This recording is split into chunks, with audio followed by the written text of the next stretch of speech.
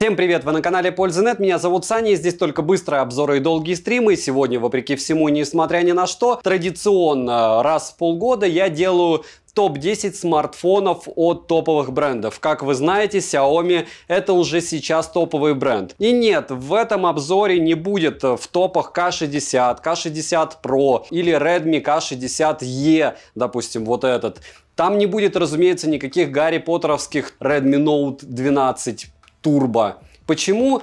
Потому что в первую очередь в топах должны быть аппараты, которые раз имеют глобальную версию, два можно купить за адекватные деньги во время распродаж, и три, они вас не будут разочаровывать много-много лет. А специфические девайсы для китайского рынка это, наверное, для отдельного топа. Это топ не руководства к покупке. Это топ мой личный, человека, который покупает девайсы, обозревает для вас, что-то себе оставляет, что-то продает и потом формирует мнение. Есть в первую очередь для меня в голове цена-качество. У Xiaomi пока этот баланс все еще работает. Не в ритейле, то есть если вы побежите покупать во время старта продаж те же Xiaomi или Xiaomi 13 Pro, я вам скажу, что это неразумно. Почему? Потому что несмотря на то, что это бренд первого эшелона, люди пока не привыкли, что Xiaomi 13 Pro может стоить дешевле на уровне Samsung S23 Ultra или iPhone последнего. Соответственно, Xiaomi это понимают, начинают, допустим, с верхнего ценника при старте продаж, и через 2 недели мы уже видим на распродаже падение в цене у смартфонов на 25-30%. И это хорошо. Все смартфоны в топе я использовал. Все смартфоны в топе я гонял на Твиче, я использовал как телефон. За это время у меня появилось много материалов на них. Разумеется, на все смартфоны в топе есть отдельные обзоры на канале, я это буду 1000 раз повторять.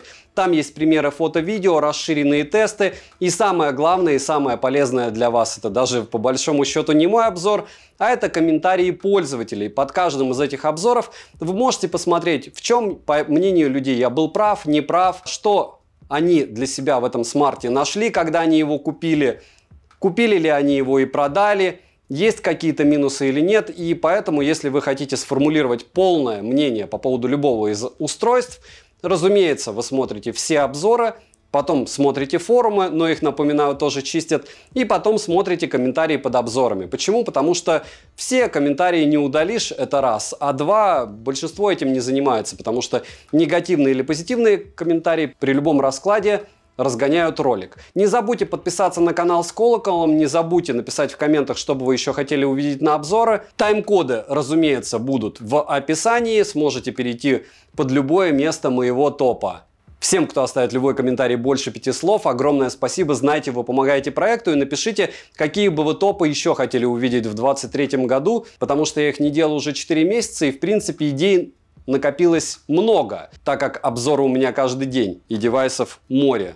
Притом на эти, кстати, я даже до сих пор еще и не сделал обзоров. Смотрим! Всем привет, с вами Саня, вы на канале Пользы.нет, и сегодня я представлю вам свой топ-10 смартфонов от Xiaomi. Когда-то давно, 5-7 лет назад, Xiaomi были брендом далеко не первого эшелона и выпускали смартфоны по принципу топ за свои деньги, хотя для кого-то они уже были первым эшелоном, но вспомним начало MIUI. Но ничего в нашем мире не стоит на месте, и сегодня, например, топовые Xiaomi стоят столько же, сколько и смартфоны Samsung или Apple, и кто-то выбирает именно их. Это расстраивает и печалит покупателей, но армия поклонников их оболочки уже настолько велика, что люди покупают смарты и за этот совсем не бюджетный прайс. Да, они практически единственный бренд, кто не отказывается от ИК-порта в большинстве своих моделей, не вспоминаем Realme, но в то же время они поддержали борьбу всех остальных производителей с мини-джеком, к сожалению. То есть его у флагманов Xiaomi встретишь редко. Да, и поддержка карт памяти осталась лишь в средней и низкобюджетных моделях. Вспоминаем Huawei, у них она бывает. Напоминаю о некоторых особенностях, все ссылки на полноценные обзоры на каждый из представленных аппаратов есть по ссылкам в описании к данному топу. В них есть распаковка, комплектация, результаты тестов, примеры игр, примеры съемки, видео и фото на основную фронтальную камеру. Помимо этого, не забудьте подписаться на телеграм-канал скидок, там много всего полезного, эти штуки очень часто, о которых я буду сегодня рассказывать. Через телеграм-канал скидок можно приобрести более чем выгодно. Для примера, Xiaomi 13, повторяюсь, очень часто в глобальной версии на Али может стоить около 52 тысяч рублей. Xiaomi 13 Pro недавно в глобалке продавали за 56. Теперь вы ощущаете пользу этого телеграм-канала. Телеграм-канал взаимопомощи, там мы делимся опытом и спрашиваем, что лучше, и мой личный телеграм-канал. К слову, если вам нужны новинки очень быстро и супер элитных вещей в день старта продаж, у меня есть хороший друг Василий, я у него часто покупал смартфоны, когда мне нужны были новинки. Его телеграм-канал можете посмотреть по ссылке в описании. Рекомендую. На 10-м месте моего топа расположен Xiaomi 12 Pro. У глобальной версии смарта убрали один из недостатков китайской версии в виде потеющего основного модуля. Хотя, опять же, даже у китайской версии потеющий основной модуль двумя прогонами Antutu ремонтировался, скажем так. Допилили прошивку, традиционно для Xiaomi отличный комплект, включающий и защитную пленку, и чехол, и зарядку на целых 120 Вт. Вспоминаем в уме, да, Samsung и яблоки, у которых даже защитных пленок нет на экране. За топовые характеристики Xiaomi просит соразмерную железу цену, как по мне. Габариты у смарта вполне удобные, вес 206 граммов вполне терпимый. 3 цвета на выбор хватает для большинства: серый, голубой и фиолетовый. По сравнению с китайской версией смарта убрали одну расцветку. Тыльная часть выполнена из матового стекла в моем случае, дисплей на 6,73 дюйма покрыт стеклом Corning Gorilla Glass Victus типа AMOLED с технологией адаптивной частоты обновления LTPO. Разрешение 3200 на 1440 точек и плотность пикселей 522 ppi с закругленными краями. Пиковая яркость 1500 нит будет достаточно для многих. Частота обновления экрана на выбор 60, 90, 120 Гц или автогерцовка. Тач на 480 Гц, Always On Display в данном смартфоне полноценный. Сканер отпечатков пальцев в экране работает не быстро, по лицу смарт также можно разблокировать, эта разблокировка работает быстро. Кстати, можно внести данные двух лиц на разблокировку, что хорошо, хотя эта штука придумана для того, чтобы вы, допустим, себя записали без очков и с очками, и смартфону было легче понять, что это вы, когда вы на разном стиле. 4 стереодинамика работает отлично, настроены они совместно с Harman Kardon, и это что-то да значит. Проц предпоследний, это Snapdragon 8 Gen 1, графика Adreno 730, стандартный обвес в принципе у Gen 1. К производительности вопросов у меня не было никаких. Оболочка MIUI 13 версии на базе Android 12 версии на момент обзора. Напоминаю, что все оболочки, которые я сегодня буду вспоминать, были на момент моих обзоров, и вполне возможно, что сейчас уже у кого-то Android 13 версии, MIUI 14, а может быть даже 15. Я же не знаю, когда вы топ смотрите. Обновления приходят минимум 2 года на все Xiaomi-шные телефоны, поэтому не буду вспоминать, что у меня на Apple iPhone 11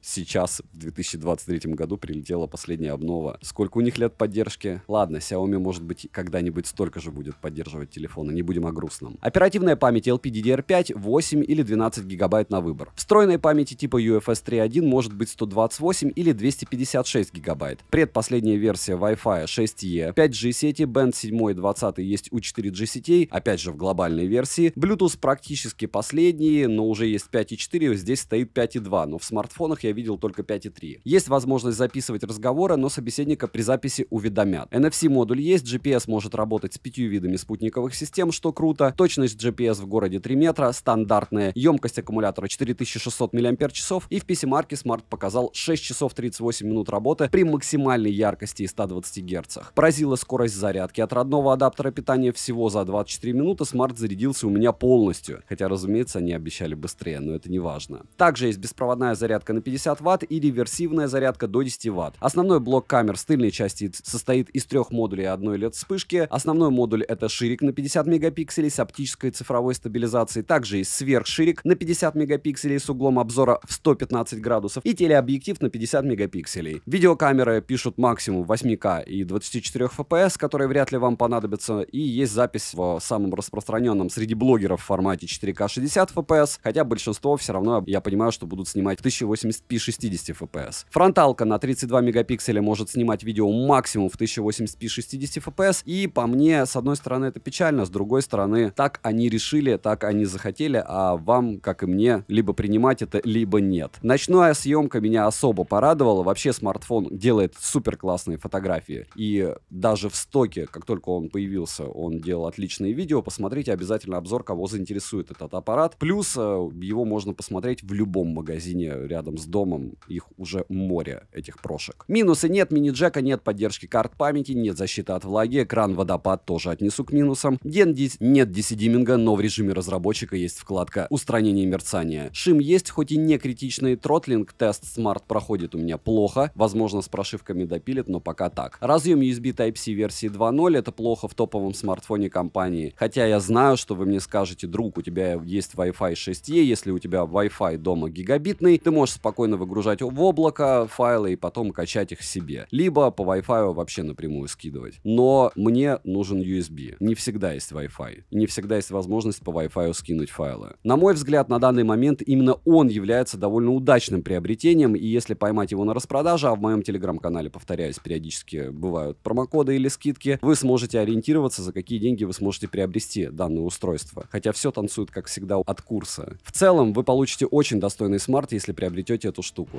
На 9 месте моего топа расположен Xiaomi 12 Lite, и это очень классный смартфон. К плюсам данного смарта я отнесу новизну, ведь более новые смарты обновления получают дольше, хотя есть уже 13 Lite, и он тоже будет. Кроме того, смарт имеет неплохую камеру, производительный процессор и отличную внешку. Вообще они с версией лайтов очень хорошо поработали. Они реально классно снимают с 11 версии. Комплект отличный, все необходимое для начала использования смартфоном есть, включая чехол, быструю зарядку на стандартные 67 Вт и заводскую защитную пленку. Габариты у смартфона довольно компактные, весит он 176 граммов, 3 расцветки на выбор: черная, светло-зеленая и светло-розовая. Корпус выполнен из пластика, грани прямые. Сами понимаете, у кого они подсматривали этот тренд. И порт Xiaomi-то оставили, в отличие от мини-джека. Звук у смартфона стерео. Также есть кастомный эквалайзер, и это просто отлично. Смартфон оснащен AMOLED DOT дисплеем на 6,55 дюйма с разрешением 2400 на 1080 точек, покрытым защитным стеклом Corning Gorilla Glass 5 версии. Есть поддержка DCI-P3, также есть поддержка TrueColor, HDR10+, и Dolby Vision. Плотность пикселей 402 ppi с запасом, пиковая яркость 950 нит, большинство ее будет достаточно. Частота обновления экрана 60-120 Гц, и также доступно динамическое изменение частоты. Тач на 240 Гц, результаты теста мне понравились. Хотя, опять же, напоминаю, что тач желательно тестировать для себя, во всяком случае, если вы будете покупать для игр. Заходите в игровой режим, добавляете туда игру и оттуда запускаете игру. Чаще всего тач будет работать лучше. Но чаще же мы не в играх, поэтому лучше тестировать его вне игр. Во всяком случае, для обзоров.